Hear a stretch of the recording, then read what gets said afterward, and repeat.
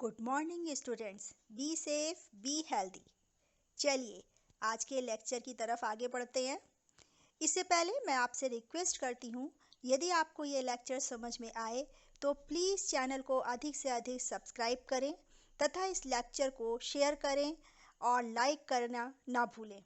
चलिए topic start करते हैं। प्रोडक्शन में हम क्या लगाते हैं, फैक्टर्स को यूज करते हैं और जो प्रोडक्शन फैक्टर्स हैं उसको हम कितना कम से कम कॉस्ट पर हम मैक्सिमम प्रॉफिट हम पा रहे हैं, दैट इज इकोनॉमिक्स। तो इकोनॉमिक्स का मेन जो एक तरह से इसमें हम एक शॉर्ट फॉर्म में कहा जाए तो economics means is cost advantages and cost reduction. Means cost reduction जब होगी तो उससे क्या होगा कि आपका प्रोडक्शन एनलार्ज होगा, प्रोडक्शन में आपके जो optimum utilisation of fixed cost होगी, क्योंकि आप जो वेरिएबल दो तरीके की प्रोडक्शन में कॉस्ट यूज होती है, fixed cost and variable cost. And fixed जो वेरिएबल कॉस्ट है वो आपका जो स्मॉल स्केल स्मॉल टाइम में या स्मॉल आपको स्केल इन जो प्रोडक्शन आप देखेंगे उसमें इसका इफेक्ट पड़ता है। बट आपका जब अगर फिक्स्ड कॉस्ट लॉन्ग टर्म में अगर आपको प्रॉफिट पाना है तो उसके लिए cost reduction of the fixed cost करनी पड़ेगी। यानी जो फिक्स्ड कॉस्ट है या आपकी बिल्डिंग है, लैंड है, ये आपका जो है फिक्स्ड कॉस्ट में आ जाता है। इसको आप जब लोअर कर लेंगे then you have to get ये आपका इकोनॉमीज ऑफ द स्केल। यानी कि मेनली आपको ये समझना है कि इकोनॉमीज ऑफ स्केल क्या है। Economies scale basically is the cost reduction. And cost reduction कब होगा? जब occurs whenever the entity produce more, जब ज्यादा लार्ज इस यूनिट्स को प्रोड्यूस करेगी। और जब लार्ज यूनिट्स कब प्रोड्यूस होंगी? जब हमारे लार्ज स्केल पर प्रोडक्शन होगा। एंड लार्ज स्केल पर प्रोडक्शन होने के लिए लोअर द फिक्स्ड कॉस्ट, यानी कि फिक्स्ड कॉस्ट को लो करना होगा। और जब इस तरीके से लार्ज स्केल पर हमारी यूनिट्स प्रोडक्ट्स प्रोड्यूस होती हैं तो क्या होगा? More efficient. एंड जो वहाँ की एम्प्लॉयज़ हैं, लेबर है या मैनेजमेंट है, हर व्यक्ति जो है मोर एफिशिएंट, यानी वहाँ तभी वो कम कॉस्ट पर मैक्सिमम प्रॉफिट ले सकता है, मैक्सिमम यूनिट प्रोड्यूस कर सकता है, जबकि वो मोर एफिशिएंट होगा।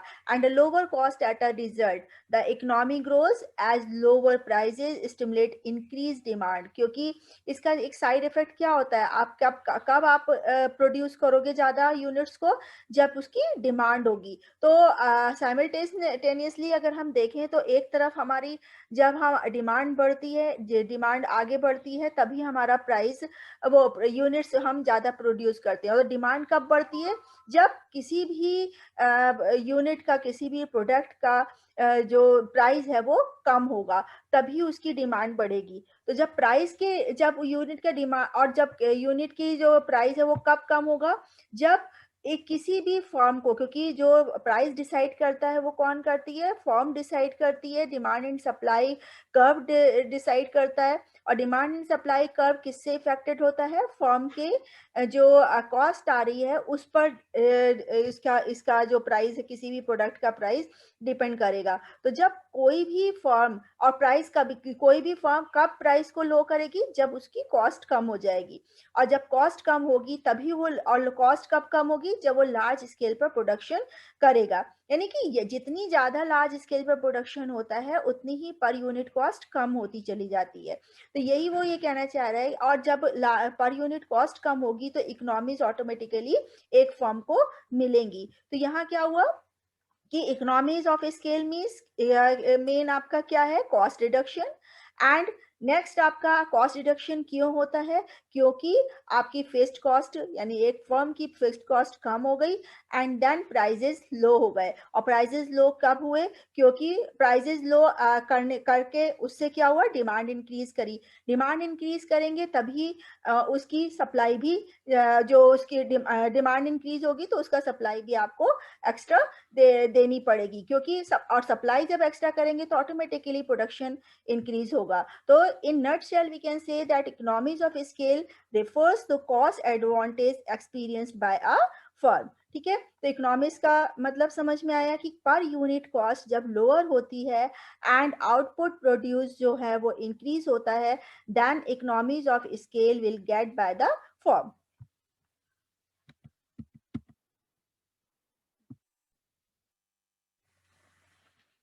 ये बड़ा चक्कर है। नाउ पीपीटी शो हो रही है बेटा आप लोग को? Yes, ma'am.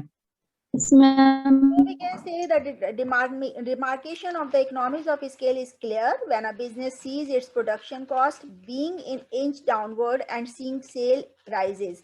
क्या होगा जब कॉस्ट डाउनवर्ड होगी, देन सेल इंक्रीज होगी, economies of scales are in play for that company. जब जैसे ही ये बता रहा है कि जैसे ही प्रोडक्शन कॉस्ट कम होती है, डाउनवर्ड होती है एंड सेल्स राइज होती है, उसी समय ही इकोनॉमीज ऑफ स्केल अपना काम करना शुरू कर देती है।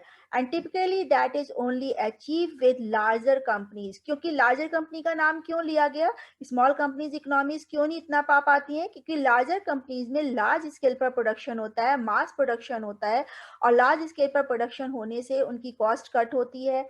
Cost cut off the variable cost and the fixed cost, दोनों ही कॉस्ट कम होती हैं, और उस तरीके से कॉस्ट अगर कम हो रही है तो उसकी जो प्राइस है वो ऑटोमेटिकली कम होगा। तो the term scale is highly applicable in the discussion of the line production and cost. किस पर स्केल का मतलब क्या, इकोनॉमीज ऑफ स्केल हम बात कर रहे हैं, स्केल का मतलब क्या है, highly applicable in a discussion of line. कौन सा लाइन क्या है, कॉस्ट एंड प्रोडक्शन।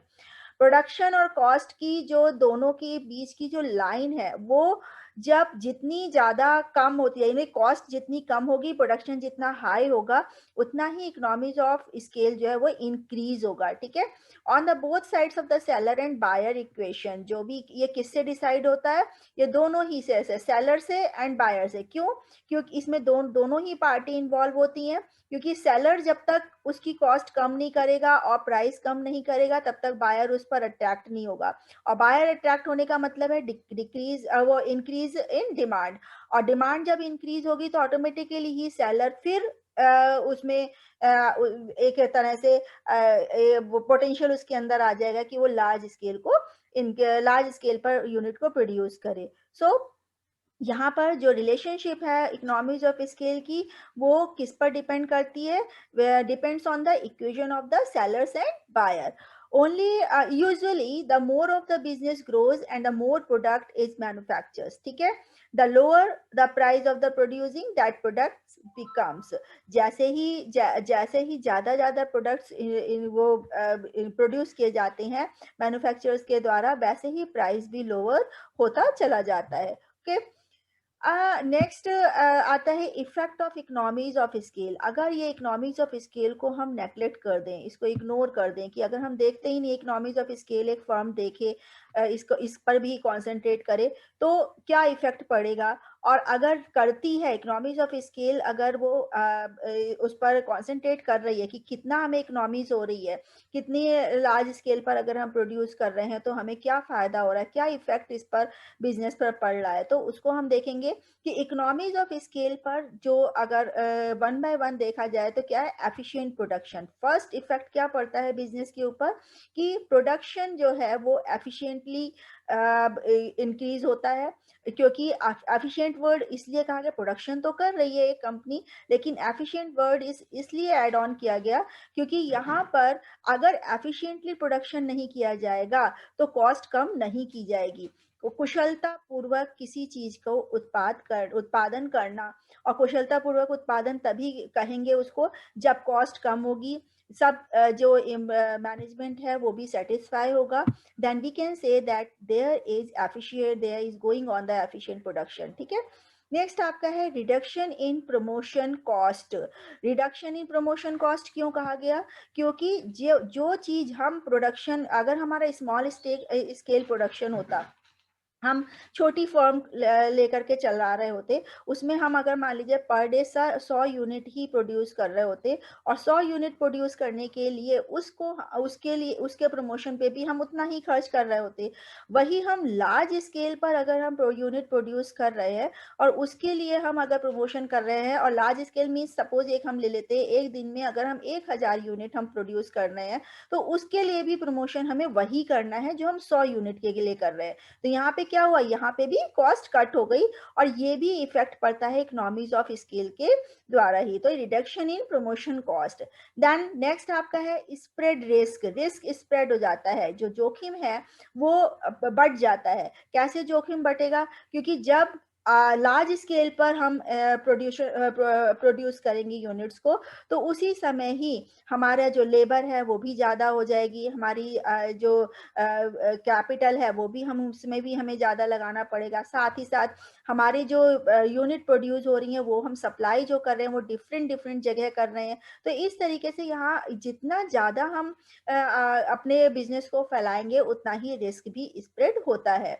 नेक्स्ट आपका है cheaper capital. Cheaper capital word इसलिए यूज किया गया क्योंकि यहाँ पर हम जो भी कैपिटल, क्योंकि जितना भी हम लार्ज स्केल पर प्रोडक्शन करेंगे उतना ही हमें कैपिटल भी यूज करनी पड़ेगी, लेकिन यहाँ पर जो कैपिटल हम यूज करेंगे वो हम इकोनॉमीज को ध्यान में रखते हुए, यानी कि जो हम इकोनॉमीज पा रहे हैं, जो हम एडवांटेज कॉस्ट कट के होने से पा रहे हैं, वो हमें कैपिटल में कहीं ना कहीं देखने को मिलेगी। क्योंकि उतनी ही कैपिटल हमें, हम मान लीजिए लार्ज स्केल पर हम रॉ मटेरियल मंगाते हैं कि यूनिट्स को प्रोड्यूस करने पर, तो कहीं ना कहीं हमें डिस्काउंट क्या फायदा मिल सकता है, या हमें जो हम पैसे 100 रुपए में कहीं से सप्लाई हम ले रहे थे, अगर हम वही 100 रुपए की जगह हो सकता है हम बल्क में अगर वहां से मंगाए तो वो हमें कॉस्ट कट करके 90 रुपीज में ही उस सामान को दे दे। तो यहाँ पे हमें कैपिटल कम लगानी पड़ी, यानी कि effect of economies of scale का क्या एक फायदा क्या होता है, चीपर कैपिटल हमें देखने को मिलती है।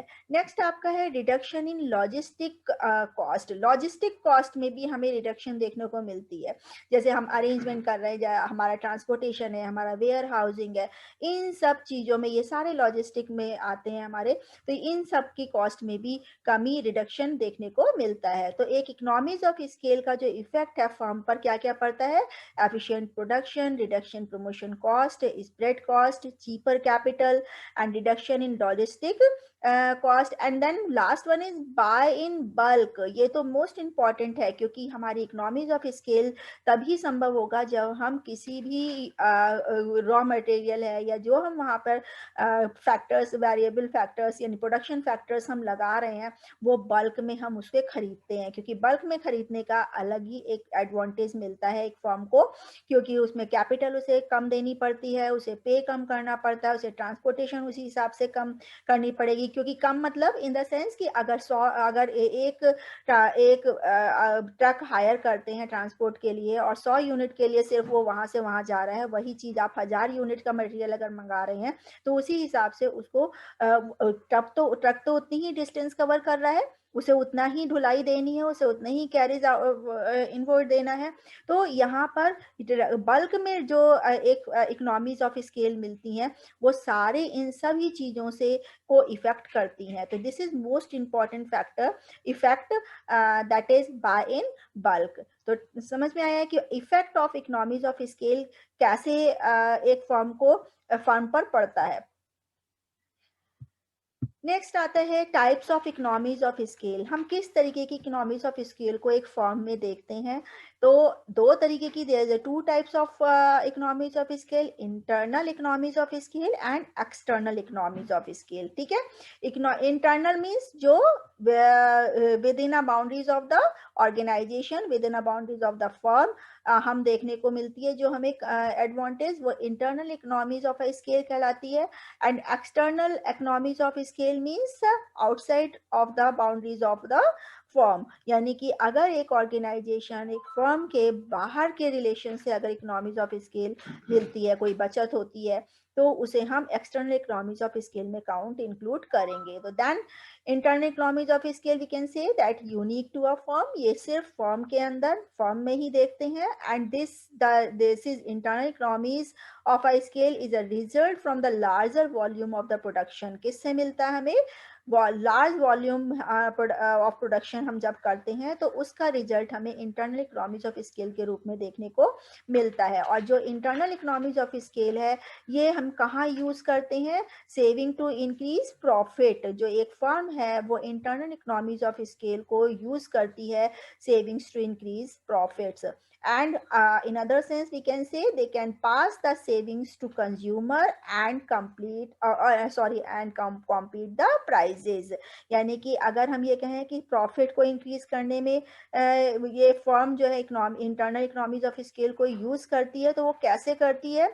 वो उन सेविंग्स को कंज्यूमर के पास करती है। कैसे पास करेगी? कॉस्ट कट करके, यानी कि प्राइजेस को कम करके। एंड कम इसी को ही कहा है कि एंड कॉम्पीट द प्राइजेस। जो हमारी और कंपनीज होंगी, जो हो सकता है कि जो डिफरेंट एक ही प्रोडक्ट की एक ही तरीके के बिजनेस में कई सारी फर्म उतरी हैं, तो उस फर्म में अपने आप को कॉम्पीट करके प्राइस कम करके, क्योंकि प्राइस जब कम होगा तभी वो स्टेबल हो पाएंगे और तभी जो कंज्यूमर है उनके प्रोडक्ट पर अट्रैक्ट हो पाएगा और उसकी डिमांड बढ़ेगी। तो ये क्या कभी तभी संभव होगा जब इंटरनल इकोनॉमीज ऑफ स्केल उनकी इंक्रीज होगी, और वो उसको हम अगर दूसरे सेंस में कहें तो उनका जब प्रॉफिट इंक्रीज होगा तभी वो कॉम्पीट कर पाएंगे फ्रॉम द अदर फर्म।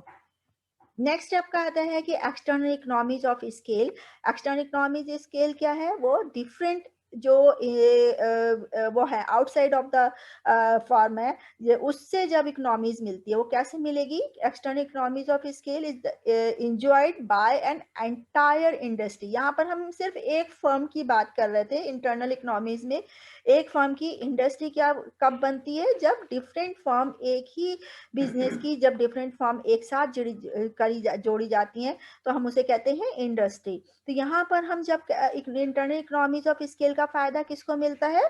पूरी एंटायर इंडस्ट्री को मिलता है। और the sector of the economy, या हम ये कह सकते हैं कि एक सेक्टर को, इकोनॉमी के एक सेक्टर को, टोटल सेक्टर जो है इकोनॉमी का एक अलग जो सेक्टर है, जैसे कम्युनिकेशन सेक्टर हम कहेंगे, ट्रांसपोर्टेशन सेक्टर कहेंगे, इस तरीके के जो इंडस्ट्री हम कब कहते हैं? जब डिफरेंट एक ही तरीके की जो इंडस्ट्री है वो एक फर्म जो है वो एक साथ मिल करके वो एक इंडस्ट्री का रूप ले लेती है। तो हम जब कहेंगे इंजॉय एन एंटायर इंडस्ट्री, जब एक्सटर्नल इकोनॉमीज का कौन फायदा उठाता है? पूरी इंडस्ट्री फायदा उठाती है। And then most often occurs with government. जहां पर कहाँ से मोस्ट ऑकर होता है ये? कहाँ ज्यादातर ये कहाँ देखा जाता है? गवर्नमेंट की कंपनीज में, यानी कि गवर्नमेंट जिन सेक्टर्स में इन्वॉल्व रहती है उसमें एक्सटर्नल इकोनॉमीज ज्यादा देखने को मिलती है। Now when internal economies of scale भी डिफरेंट टाइप की होती है, कैसे हम इसको एक्सप्लेन करेंगे? जो हमारी यहाँ पर देख रहे हैं आप कि 4 types of external economies we can see. कौन सा है? फाइनेंशियल इकोनॉमीज, आपका है monopsony power economies of scale, network economies of scale and managerial economies of scale. ठीक है। फाइनेंशियल इकोनॉमीज ऑफ स्केल में हम इसका मतलब क्या है कि कैसे इंटरनल, अगर एक firm internal economies of scale देखना चाह रही है तो उसमें फाइनेंशियल इकोनॉमीज को कैसे वो गेन करेगी। And financial economies means the company has cheaper access to capital. यानी कि फाइनेंस का नाम लेते ही कैपिटल को माइंड में आ जाना चाहिए कि कैपिटल का मतलब है यहाँ पर, क्योंकि कंपनी जब कैपिटल उसमें एक फर्म जो है एक कैपिटल के बिना कुछ नहीं कर सकती, और कैपिटल जब यूज करेगी वो चीपर एक्सेस टू कैपिटल, यानी कि यहाँ पर हम कम से कम, जब कोई लार्ज कंपनी लार्ज स्केल पर प्रोडक्शन करना चाहती है फर्म, तो वो क्या करेगी? कहीं ना कहीं से कैपिटल अरेंज करेगी, और कैपिटल अरेंज करने का जो साधन होगा वो उसे इकोनॉमिकली अवेलेबल हो जाएगा। यानी कि अगर मान लीजिए फाइनेंशियल इंस्टीट्यूशंस के पास वो मांगने जाती है पैसे, तो फाइनेंशियल इंस्टीट्यूशंस उससे क्या कहता है कि आप ठीक है, उसको भी दिख रहा है कि लार्ज स्केल पर प्रोडक्शन कर रही है, ग्रोइंग स्टेज पर ये फर्म है, तो वो इजीली उन्हें कैपिटल अवेल करा सकता है। तो इस तरीके से फाइनेंशियल इकोनॉमीज उसे मिली, कम इंटरेस्ट देना पड़ा, जो उसे और खर्चे करने पड़ते वो उसे कम करने पड़े, और कैपिटल उसे इजीली अरेंज हो गई। Then that is called the financial economy, and financial economy is related to the capital. ठीक है। तो that financial economies means to company has cheaper access to capital and big firm have higher credit rating. मैंने आपको यही समझाया कि credit rating का मतलब क्या है? क्रेडिट वर्दीनेस उनकी कितनी है, वो कितना जल्दी किसी पैसे को चुका सकती है।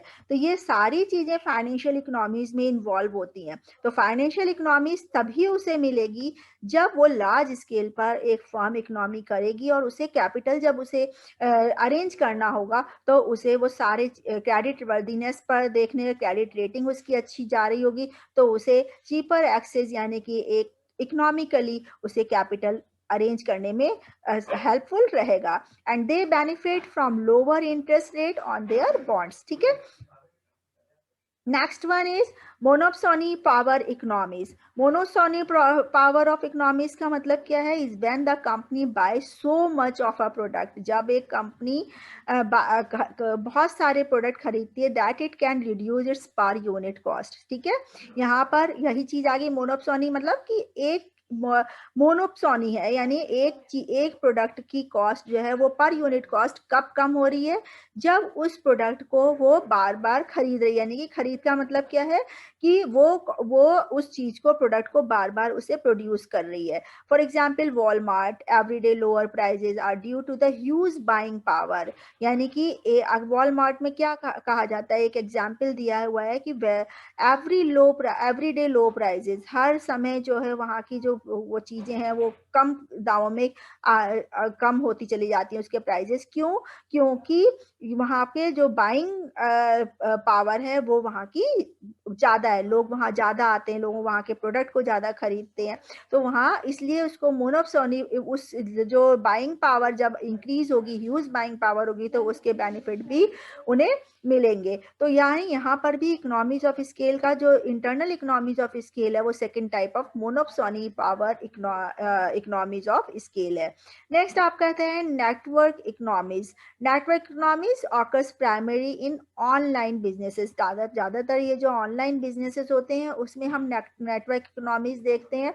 वो कैसे देखते हैं? It cost almost nothing to support each additional customer with existing infrastructure, so any revenue from the new customer is all profit from the business। समझ में आ रहा है कि नेटवर्क इकोनॉमिक्स का, नॉर्मली ये नेटवर्क इकोनॉमिक्स कहाँ पर हम देखते हैं? जहाँ ऑनलाइन बिजनेस स्टार्ट हो रहा हो, और ऑनलाइन बिजनेस वहीं पर ही होता है जहाँ पर ऑनलाइन बिजनेस में इकोनॉमिक्स कैसे मिलती हैं? क्योंकि उन्हें ना ही इंफ्रास्ट्रक्चर पे खर्च करना पड़ रहा है, ना ही उनका कोई कॉस्ट आ रही है। तो इस तरीके से अगर कोई भी नया कोई कस्टमर उनसे जुड़ता है नेटवर्किंग बिजनेस में, ऑनलाइन बिजनेस में, जरा सा भी कोई कस्टमर जुड़ गया तो वो उनका पूरा प्रॉफिट उन्हें मिल जाता है। तो ये नेटवर्किंग इकोनॉमिक्स कहलाती है। And then inter managerial economics. Managerial economics occurs when large firm can afford specialist, क्योंकि जो मैनेजर है वो, आज आप देखा होगा, देखिए हर एरिया के स्पेशलिस्ट मिल रहे हैं, एचआर के अलग है, फाइनेंस के अलग है, आईटी के अलग है, तो और जो छोटी कंपनीज हैं वो हर स्पेशलिस्ट को बुलाने में सक्षम नहीं हो पाती हैं, जबकि लार्ज स्केल फर्म जो है वो अफोर्ड कर सकती हैं हर एरिया के स्पेशलिस्ट को बुलाने के लिए। तो जो उन्हें फायदा मिलता है, एक एक्सपर्ट राय मिलती है, एक एक्सपर्ट सोच, थिंकिंग, थॉट्स मिलते हैं, ये सारी चीजें, उसका फायदा एक लार्ज फर्म उठा सकती है। तो ये मैंने, और उसका फायदा उठा के बाद उसकी जो कॉस्ट है वो कम हो जाती है, इफेक्टिवली काम करता है मैनेजमेंट, और इसकी वजह से मैनेजियल कॉस्ट भी, मैनेजियल जो इकोनॉमीज हैं वो उस एक फर्म को मिलनी शुरू हो जाती हैं। तो that is also a manager economies of a scale is a internal economies of a scale. So occurs when economies occurs when large firm can afford specialists and they more effectively manage particular areas of a company. For example, a seasonal sales executive has the skill and experience to get the big orders. ठीक है, तो यहाँ पर economies of scale के बारे में पढ़ा, internal economies. अभी और भी है मुझे आपका एक्सटर्नल इकोनॉमीज ऑफ स्केल कितने तरीके की होती है। तो टाइप्स ऑफ, यहाँ पे हमने दो तरीके की इकोनॉमीज ऑफ स्केल पढ़ा था, internal economies of scale and external economies of scale. तो internal economies of scale enjoys only to a firm से, और ये जो आपने इसके काइंड्स पढ़े कि आप इसमें कि कितने तरीके का एक्सटर्नल ऑफ इकोनॉमिक्स फॉर्म है। तो एक फर्म जो है financial economies of scale, monopsony power economies of scale, network economies of scale and manager economies of scale को एंजॉय करती है. Now come to the external economies of scale. These are also four types of external economies of scale. कौन कौन से हैं? Infrastructural economies of scale, specialization economies of scale, innovation economies of scale, lobbying economies of scale. ये चार तरीके के economies of scale हैं. Most of the time we can see by the by industry, है ना, बाय एन इंडस्ट्री. क्यों? क्योंकि यहाँ पर जो एक्सटर्नल इकोनॉमीज है वो किसके द्वारा एंजॉय की जाती है? पूरी इंडस्ट्री, पूरी community, that type of firm. जो जब मान लीजिए सपोज आईटी सेक्टर में कोई बूम आता है तो आईटी सेक्टर की जितनी भी इंडस्ट्री, आईटी इंडस्ट्री पूरी एंजॉय करेगी. यानी सिर्फ आईबीएम कंपनी ही नहीं एंजॉय करेगी, यहाँ पर जो पूरी आईटी सेक्टर है वो पूरा ही एंजॉय करता है एक्सटर्नल इकोनॉमीज ऑफ स्केल से. तो वो कौन सी हैं? Infrastructure economies. कौन सी हैं? Occurs based on a public infrastructure that put in place to benefit a specific industry. That means when many firms of the same industry are located in close proximity, the government will usually expand public infrastructure. ठीक है, यानी कि ये indirectly काम करती हैं. एक तरह से ये सोचिए कि एक्सटर्नल इकोनॉमीज जो हैं वो इनडायरेक्टली एक इंडस्ट्री को कहीं ना कहीं से इफेक्ट करती हैं. कैसे? कि मान लीजिए एक तरीके की इंडस्ट्री एक जगह क्लोजली लोकेटेड हो जाती हैं तो गवर्नमेंट भी सोचेगी कि वहाँ के इंफ्रास्ट्रक्चर को अच्छा किया जाए, रोड्स बनाई जाए. तो यानी यहाँ पर अगर रोड बन जाएंगी तो क्या होगा? वहाँ का सामान पहुंचने में इजी हो जाएगा, वहाँ इंफ्रास्ट्रक्चर साउंड हो जाएगा, तो जितनी भी और जो ज़रूरतें हैं एक इंडस्ट्री को वो इजीली अवेलेबल हो जाएंगी, जिससे इनकी कॉस्ट कम हो जाएगी. इलेक्ट्रिसिटी वगैरह की अवेलेबिलिटी है, ये सारी चीज़ें वहाँ पर गवर्नमेंट भी सोचती है कि इसको अवेलेबल किया जाए, जिससे कि उनके वहाँ का जो डेवलपमेंट है वो हो सके. और उसकी वजह से जो पूरा जो इंडस्ट्री है वो उस इंफ्रास्ट्रक्चर इकोनॉमीज ऑफ स्केल को एंजॉय करती है.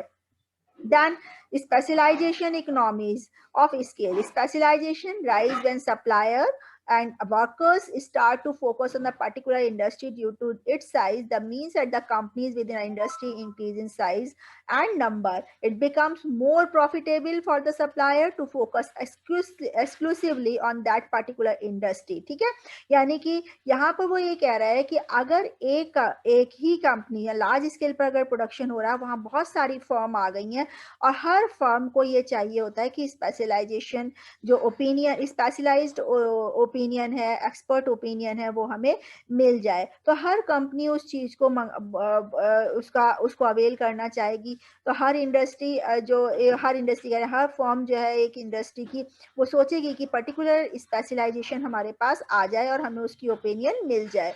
तो इससे क्या होगा? स्पेशलाइजेशन कॉस्ट कम हो जाएगी. स्पेशलाइजेशन कॉस्ट जब कम होगी तो ऑटोमेटिकली इकोनॉमीज ऑफ स्केल इस कंपनी को, एक इंडस्ट्री को, पूरी इंडस्ट्री उस स्पेशलाइजेशन इकोनॉमीज ऑफ स्केल से एंजॉय करेगी.